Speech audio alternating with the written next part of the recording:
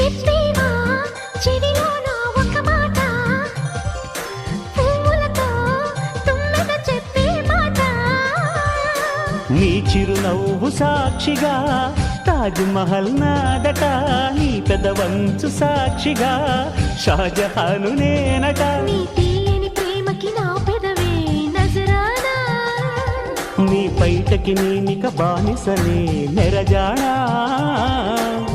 అనంతాల ఆత్మ నీవై చేరుకున్న వేళలో, కోకలు కట్టిన కోయిలా ఓ కమ్మని కౌగిలియవే.